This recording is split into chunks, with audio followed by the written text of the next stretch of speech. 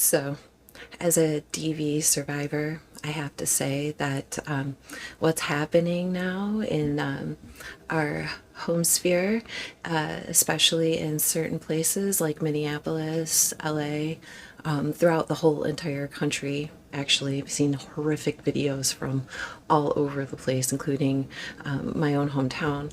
So I just have to say that this looks an awful lot like DV to me.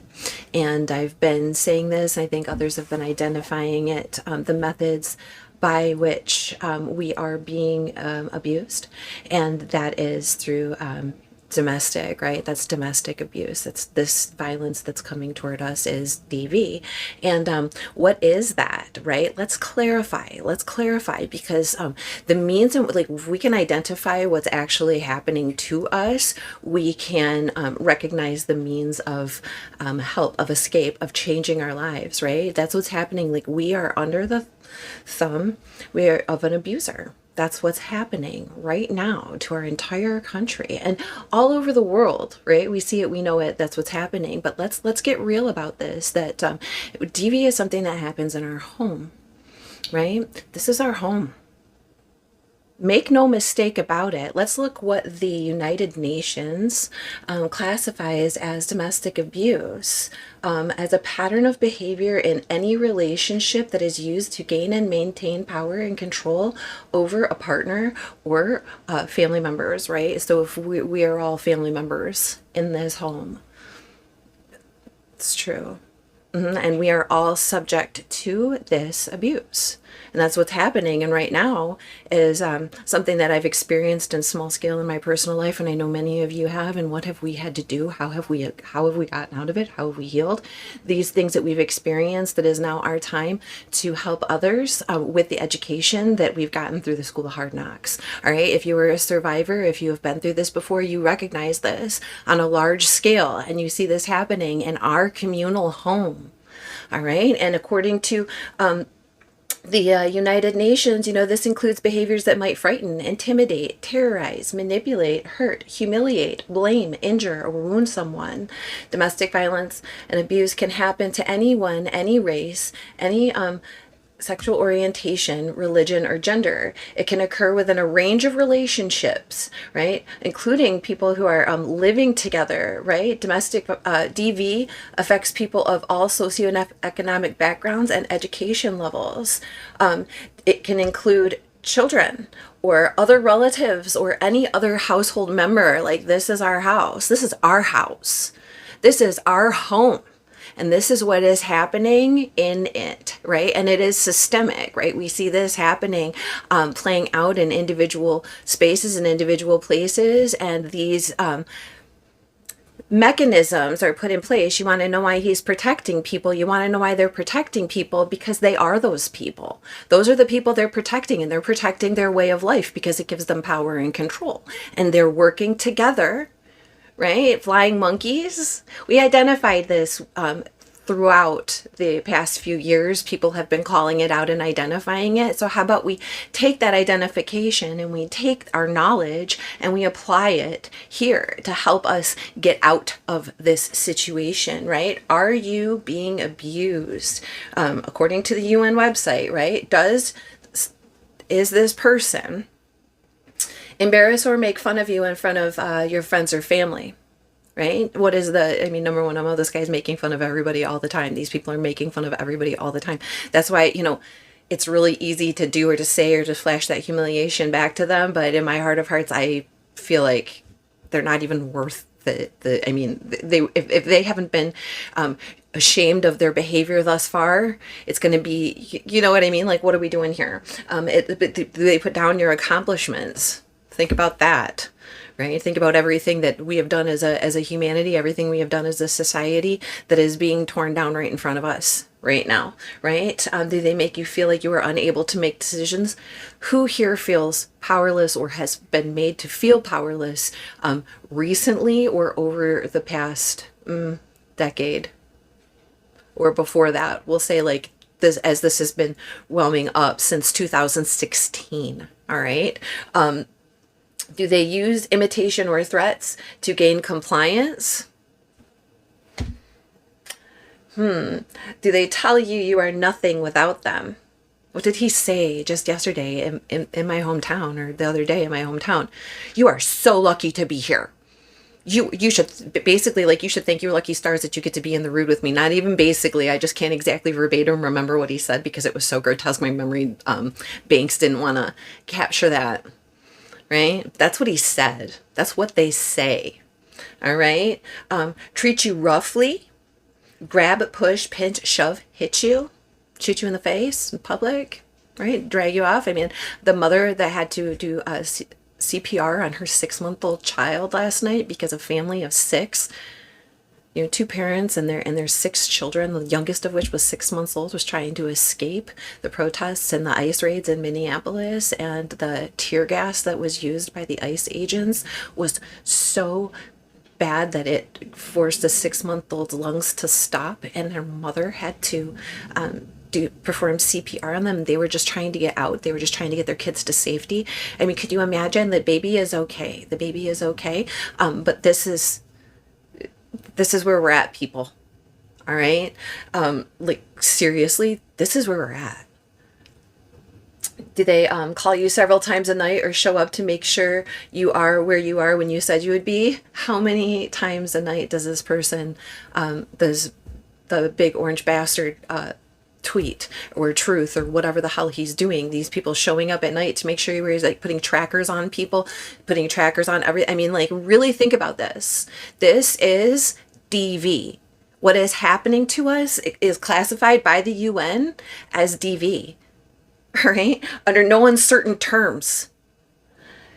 Do they use drugs or alcohol as an excuse for saying things that will abuse you? Well, what did he say? He said, we're going after the cartels, we're going after these things, which wasn't really actually what was going on. Not to mention, like, the nutrition things, the vaccination things. Like, everybody, if you look at how they're handling our ability to choose what we can and cannot do with ourselves. I mean, this has been a struggle for a very long time, but what they're doing is making us sicker. Okay, in our bodies and ourselves and our souls. Do they blame you for how they feel and act? 1000%. They pressure you sexually for things that you aren't ready for. I don't know. Ask anybody who's in them Epstein files. I have been so triggered since those things have been coming out, because I know that, from personal experience. And what is it, like 1 billion women on the planet have had such experiences? They want to keep it that way. They don't want things to change. They're not just protecting the people in those files, they're protecting a lifestyle. All right? That extends beyond them, that normalizes it in everyday society, that makes people think that this is life, that they can just do this. All right? If you or anyone else is feeling that, experienced that, had that happen to them before, you completely understand, and you can draw those parallel lines and see what's, the greater whole here. With a W. Yeah, asshole. Oh man, sorry. See, we gotta, prevent you from doing the things you want, like spending time with friends or family. Who here hasn't been feeling like we're being held hostage right now? Some quite literally.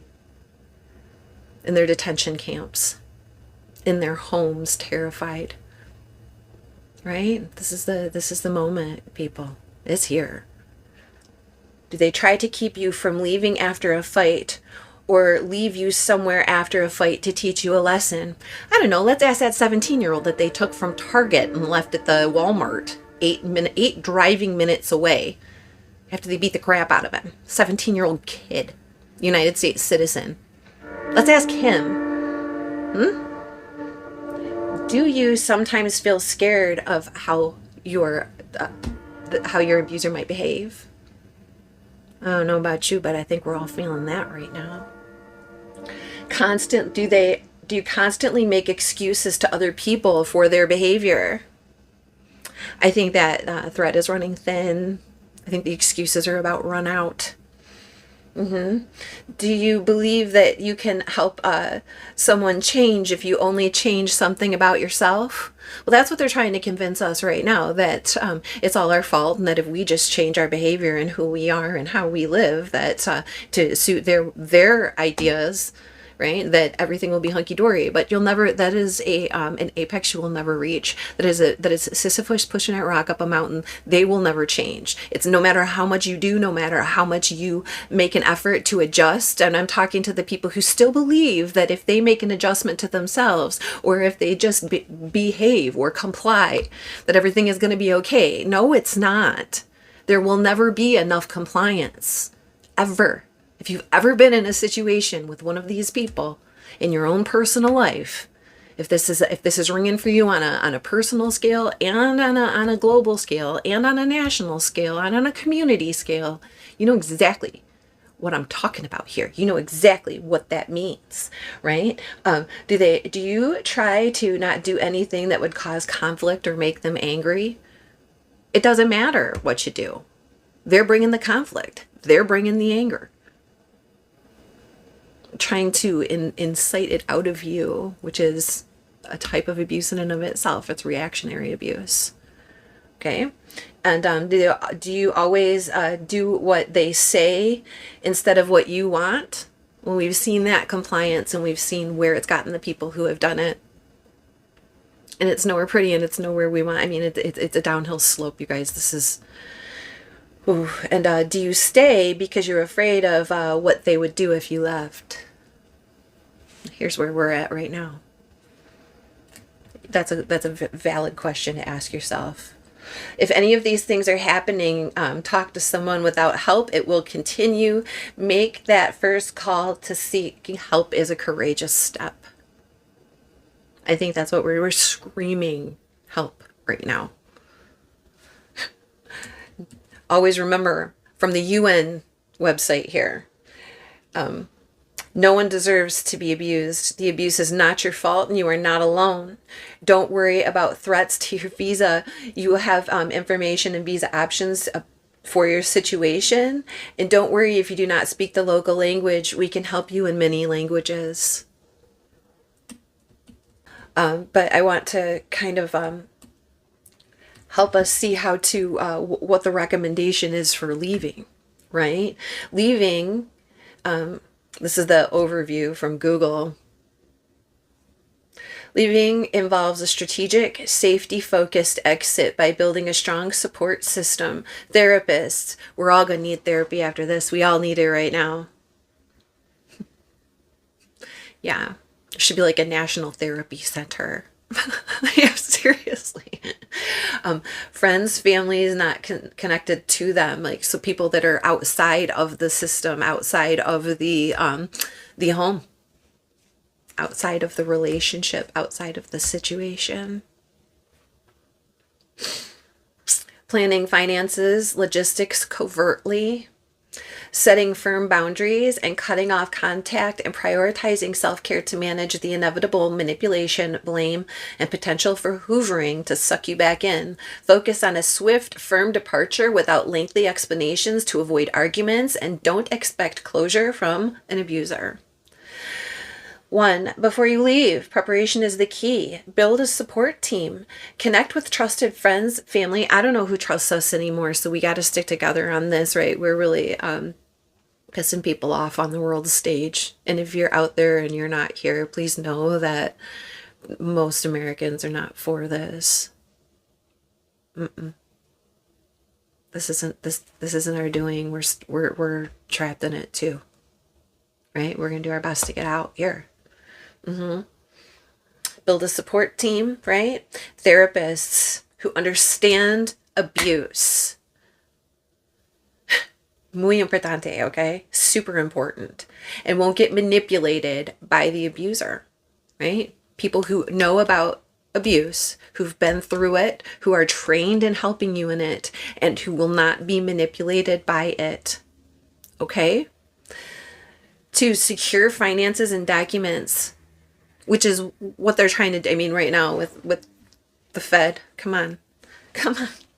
Open a new bank account, change passwords, gather important documents, ID, info, birth certificates, and consider getting a new phone. All of this is valid. Okay. And on our personal levels, but yeah, we need to like rewire the system. We need like a whole new wire structure. That's the truth. Okay. Create a safety plan, identify safe places to go, especially if you fear their reaction. Where are we going to go? We're here. Right. That's something we need to think about. That's a legitimate question here. Right. We don't want to go anywhere. This is our home. Just like Greenland doesn't want to go anywhere. That's their home. Like people come here and make this their home, and people came here and made this their home when it wasn't their home. I mean, come on, there's got to be an answer to this, but it's a question. Okay. And document everything, which is what everybody's been doing thus far. So that's perfect. That's perfect, right? Keep records of the abuse, and keeping records, right? And print that shit, because there's like this digital forms that are happening here, and everything electronic. Think about the Library of Alexandria. I've been a big proponent of this for a very long time. Make sure you have paper documents, paper trail, that you have documentation like photo evidence. You keep an outside exterior log outside of the web or the cloud, right? We need to share these things. These things need to be available, but we also need to have our copy. Okay, triplicate if need be. All right, that is crucial. All right, I can't tell you how many times that saved my ass in my life, having the documentation. And I can't tell you how many times or how much shit got disappeared or taken away or something happened to it because someone knew I had it. So loose lips sink ships.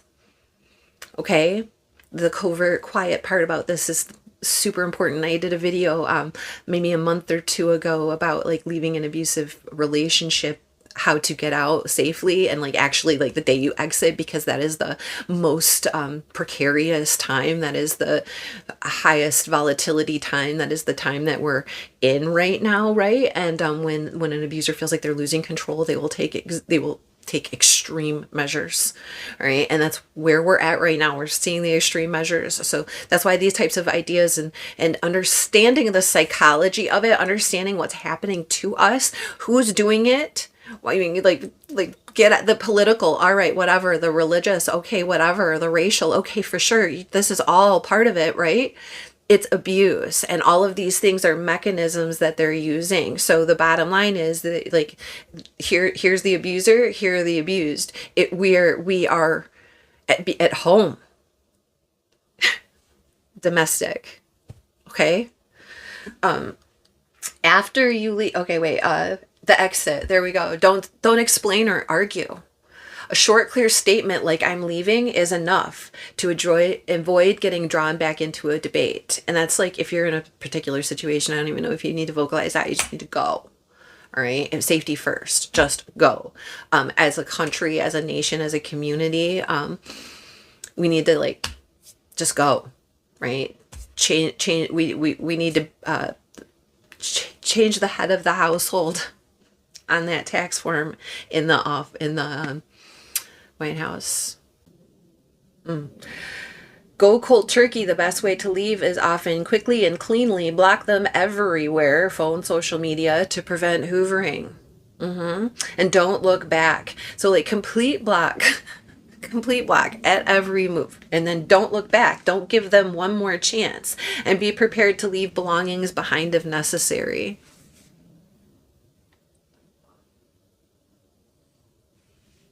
Like build a whole new house. Just thought. After you leave, healing and staying free. Maintain no contact. This is crucial. Block them and any mutual friends who might relay information. This is super important. Because those intermediary connections might even unknowingly or unwillingly transfer information that you do not want shared. You don't want any information shared with them. So be really mindful of them fence sitters. Okay? Because even in casual conversation, they can unknowingly deliver information that you don't want shared, right? Like, who are we hanging out with now? Right. Beware of hoovering. They will likely try to suck you back in with grand promises or apologies. This is called love bombing. Stay firm. Right? And that's what they do. That's what they did to get back in this time too, you know. And like, I mean, I don't think most people believed it. I think it was all completely false and fabricated from the beginning. But that's what they do. Right? Prioritize self-care, focus on your own healing, find new routines, and lean on your support system. And this is what I'm saying. Like, once we've established all of this, like we've accepted the fact that this is what is happening, exercised our exit strategy, like chosen something else, set that up, got something out. What do we do then?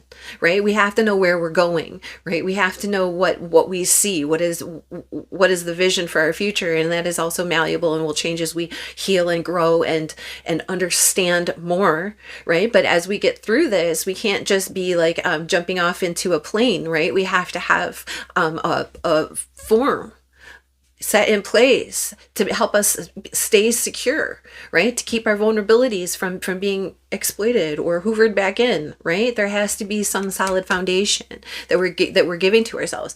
And seek professional help therapy, right? Vital for processing trauma and rebuilding your self-worth. And that's what I'm saying, like a national therapy center, some kind of more than just an institute for mental health, which we absolutely do need, but we need people on the ground. We need more discussion about DV, about DV recovery, about how to manage these feelings that we're having, that we will continue to have, right? It's all trauma based, and the world has PTSD right now. In the United States is getting PTSD. We're getting what's called a CPTSD, which is complex PTSD, because PTSD generally comes from a single or isolated events, right? And CPTSD is like prolonged events where you don't really have a chance to recover from the one before another one, before another one, before another one, before another one, and it dysregulates your nervous system. So then when you go back into a peaceful environment, your whole system doesn't really know what to do with it. So it's vital that we have mechanisms, community support. We have ideas,